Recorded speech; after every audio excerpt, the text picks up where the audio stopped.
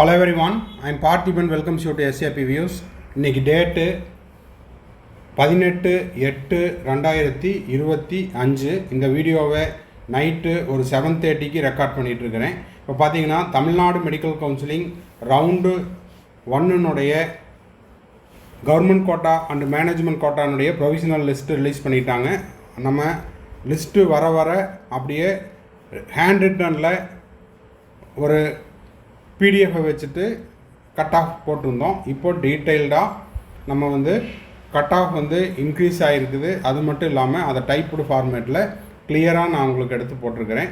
இதிலிருந்து உங்களுக்கு ரவுண்டு 2க்கு கட் ஆஃப் அதிகரிக்குமா, எவ்வளவு அதிகரிக்கும், இல்லை குறையுமா, எவ்வளோ குறையும் அப்படிங்கிற எல்லாத்தையுமே இந்த வீடியோவில் நம்ம பார்க்க போகிறோம். இப்போ பார்த்தீங்கன்னா இதை உங்களுக்காக ஒரே சீட்டில் கொண்டு வந்திருக்கிறேன். இதையும் நீங்கள் ஒரு ஸ்க்ரீன்ஷாட் எடுத்துக்கலாம். ரொம்ப அர்ஜெண்ட்டாக பார்க்கணும், ஸ்கிப் பண்ணி பார்க்கணும் அப்படின்றவங்க, இல்லை சார் கொஞ்சம் டைம் இருக்குது நான் பொறுமையாக பார்த்துக்கிறேன் அப்படின்றவங்க சிங்கிள் பேஜ்லேயும் பார்த்துக்கலாம். ஓகேங்களா? அர்ஜெண்ட்டாக நான் பார்த்துட்டு எனக்கு முக்கியமான வேலை இருக்குது அப்படின்றவங்க இதை ஸ்க்ரீன்ஷாட் எடுத்து பார்த்துக்கலாம். இண்டிவிஜுவலாக சொல்லுங்கள் அப்படின்றவங்களுக்கு இந்த வீடியோ. இப்போ ரவுண்ட் 1ல் உங்களுக்கு கவர்மெண்ட் மெடிக்கல் காலேஜினுடைய கட் ஆஃப் என்ன அப்படின்னா, ஓசி கேட்டகரிக்கு 1308 கவர்மெண்ட் மெடிக்கல் காலேஜ் விழுப்புரம் 538க்கு க்ளோஸ் ஆகிருக்குது. பிசி கேட்டகரிக்கு 3163 நீல்கிரீஸுக்கு 509க்கு க்ளோஸ் ஆகிருக்குது. பிசிஎம்முக்கு 3598க்கு நீல்கிரீஸ் மெடிக்கல் காலேஜ் 504 க்ளோஸ் ஆகிருக்குது. எம்பிசி டிஎன்சிக்கு 4306 கவர்மெண்ட் மெடிக்கல் காலேஜ் நீல்கிரீஸ் 496க்கு க்ளோஸ் ஆகிருக்குது. எஸ்சி கேட்டகரிக்கு 10,311க்கு ஜிஎம்சி நீல்கிரீஸ் க்ளோஸ் ஆகிருக்குது 441. எஸ்சிஏ கேட்டகரிக்கு 15,834 கவர்மெண்ட் மெடிக்கல் காலேஜ் நீல்கிரீஸ் 397க்கு க்ளோஸ் ஆகிருக்குது. எஸ்டி கேட்டகரிக்கு 15,196க்கு விருதுநகர் மெடிக்கல் காலேஜ் 402க்கு க்ளோஸ் ஆகிருக்குது. இப்போது இன்றைக்கி காலையில் ஒரு பிடிஎஃப் ஒன்று ரிலீஸ் பண்ணியிருந்தாங்க, ரிசல்ட்டு ஸ்டார்ட் ஆகிறதுக்கு முன்னாடி. அதாவது ரிவைஸ்டு சீட் மேட்ரிக்ஸ் அப்படின்ட்டு, அதாவது ஆஃப்லைனில் நேரடி கலந்தாய்வில் சிறப்பு பிரிவினர்களுக்கான இடங்கள் கழிக்கப்பட்ட பிறகு மீதி இருக்கிற சீட் மேட்ரிக்ஸ் கொடுத்துருந்தாங்க. அந்த சீட் மேட்ரிக்ஸில் ஓசிக்கு எவ்வளவு, ஓசியினுடைய க்ளோசிங் ரேங்க் எவ்வளவு, ஓசியினுடைய பிசியினுடைய க்ளோசிங் ரேங்க் என்ன அப்படிங்கிறத அப்படியே எடுத்து தான் நம்ம போட்டிருக்கிறோம். இதிலிருந்து கண்டிப்பாக உங்களுக்கு ரவுண்ட் 2ல் கட் ஆஃப் அப்படிங்கிறது குறையும். எப்படி சார் சொல்கிறீங்க அப்படின்னா, இதில் நம்ம என்ன பண்ணல, ஆல் இண்டியா கோட்டாவில் எத்தனை பேர் போய் ஜாயின் பண்ண போகிறாங்க அப்படிங்கிறத நம்ம கணக்கில் எடுத்துக்கொள்ளவில்லை. ஏன்னா ஆல் இண்டியா கோட்டாவுக்கு இப்போதைக்கு அலாட்மெண்ட் மட்டும்தான் கொடுத்துருக்குறாங்க. ஜாயினிங்கான லாஸ்ட் டேட்டு 22 நினைக்கிறேன், 21.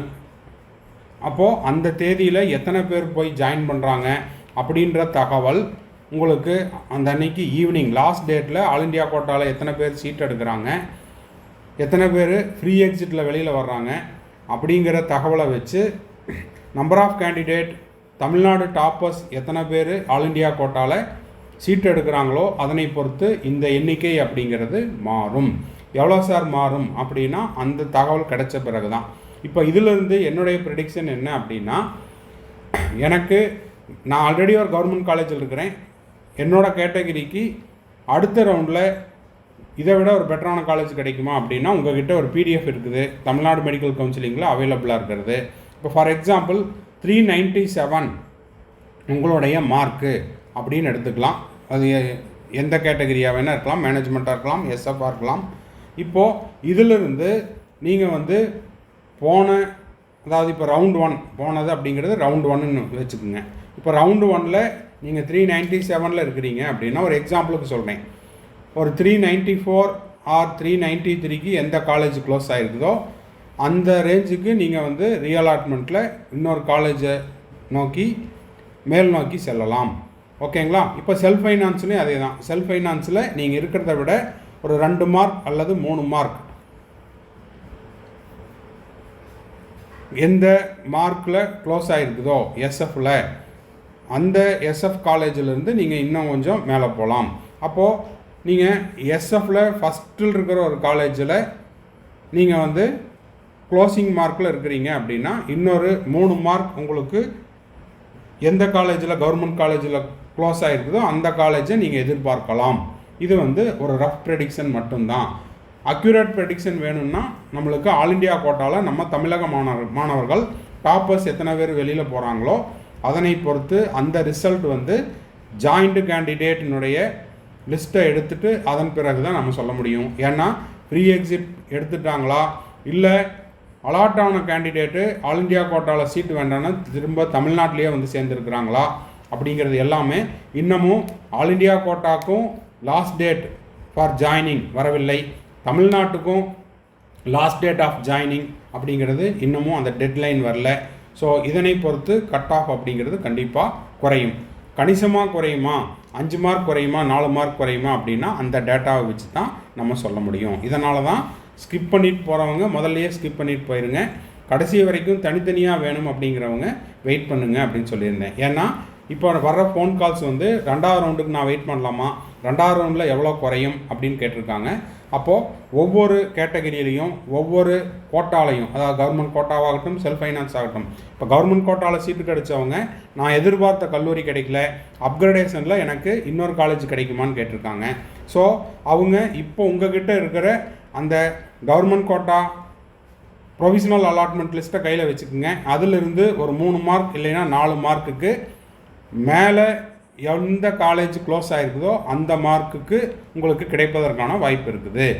ஓகேங்களா? இது அப்ராக்சிமேஷன் மட்டும்தான், எந்த தகவலும் இல்லை.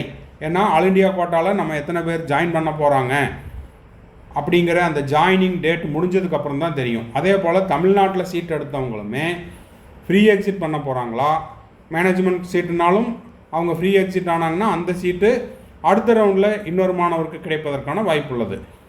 அப்போது மேனேஜ்மெண்ட்டில் டாப்பில் இருக்கிறவங்க எஸ்எஃப்பில் ப்ரைவேட் யூனிவர்சிட்டியோ, கவர்மெண்ட் கோட்டா எஸ்எஃப்பில் ப்ரைவேட் யூனிவர்சிட்டியோ, இல்லை கவர்மெண்ட் கோட்டா ப்ரைவேட் யூனிவர்சிட்டி எஸ்எஃப்பில் இருக்கிறவங்க கவர்மெண்ட் கோட்டா செல்ஃப் ஃபைனான்ஸ் 22 காலேஜில் ஏதாவது ஒரு காலேஜுக்குள்ளே போயிடலாமா, ப்ரைவேட் யூனிவர்சிட்டியை விட கவர்மெண்ட் கோட்டாவில் ஃபீஸ் கம்மி அப்படின்னு எதிர்பார்த்துட்டு இருக்கிறவங்களுக்கும், இல்லை சார் நான் இப்போ வந்து கவர்மெண்ட் கோட்டா எஸ்எஃப்பில் ஒரு காலேஜில் இருக்கிறேன், இப்போ நான் ஜிஎம்சிக்குள்ளே எப்படியாவது என்ட்ரு ஆகிட்டேன் அப்படின்னா எனக்கு வருஷம் கிட்டத்தட்ட ஒரு 9 லட்சம் ரூபா மிச்சமாகும் அப்படின்றவங்களுக்கும் நீங்கள் என்ன பண்ணுறீங்கன்னா உங்களுடைய எந்த ரேஞ்சில் என்ன மார்க்கில் எந்த காலேஜில் இருக்கிறீங்களோ எந்த கோட்டாவில் இருக்கிறீங்களோ அதை விட மேல் நோக்கி இருக்கக்கூடிய ஒரு 5 மதிப்பெண், அதிகபட்சம் 5 மதிப்பெண் எடுத்துக்கோங்க.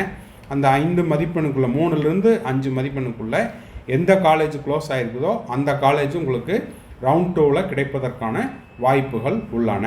சரி, இப்போ கம்மிங் டு த பாயிண்ட். எஸ்எஃப்பில் பார்த்தீங்கன்னா ஓசியில் உங்களுக்கு செயின்ட் பீட்டருக்கு 497க்கு க்ளோஸ் ஆகிருக்குது. அடுத்தது பிசி கேட்டகரிக்கு பிஎஸ்பியில் 478 க்ளோஸ் ஆகிருக்குது. பிசிஎம்மில் அன்னபூர்ணாக்கு 472 நீட் ஸ்கோருக்கு க்ளோஸ் ஆகிருக்குது. எம்பிசியில் பிஎஸ்பியில் 475க்கு க்ளோஸ் ஆகிருக்குது. எஸ்சி கேட்டகரியில் இந்திராவுக்கு 414ல் க்ளோஸ் ஆகிருக்குது. எஸ்சிஏ கேட்டகரிக்கு பிஎஸ்பியில் 368க்கு க்ளோஸ் ஆகிருக்குது. எஸ்டி கேட்டகரியில் அன்னையில் 374க்கு க்ளோஸ் ஆகிருக்குது. அடுத்தது பார்த்தீங்கன்னா ப்ரைவேட் யூனிவர்சிட்டியில் ரவுண்ட் 1ல் உங்களுக்கு ஓசி கேட்டகரிக்கு கன்னியாகுமரியில் 478ல் க்ளோஸ் ஆகிருக்குது. பிசி கேட்டகரிக்கு கவர்மெண்ட் கோட்டா எஸ்எஃப்பில் கன்னியாகுமரியில் 475 க்ளோஸ் ஆகிருக்குது. பிசிஎம்மில் தனலட்சுமி சீனிவாசனுக்கு ஒரு 470க்கு க்ளோஸ் ஆகிருக்குது. எம்பிசி டிஎன்சியில் கன்னியாகுமரியில் ஒரு 471க்கு க்ளோஸ் ஆகிருக்குது. எஸ்சி கேட்டகரிக்கு கன்னியாகுமரியில் 408 மார்க்கு க்ளோஸ் ஆகிருக்குது. எஸ்சிஏ கேட்டகரிக்கு ஸ்ரீ வெங்கடேஸ்வராவில் 367க்கு க்ளோஸ் ஆகிருக்குது. இது எல்லாமே ப்ரைவேட் யூனிவர்சிட்டியை பற்றி பேசிகிட்டு இருக்கிறோம். எஸ்டி கேட்டகரியில் உங்களுக்கு பார்த்தீங்கன்னா தனலட்சுமி சீனிவாசனுக்கு 365க்கு க்ளோஸ் ஆகிருக்குது.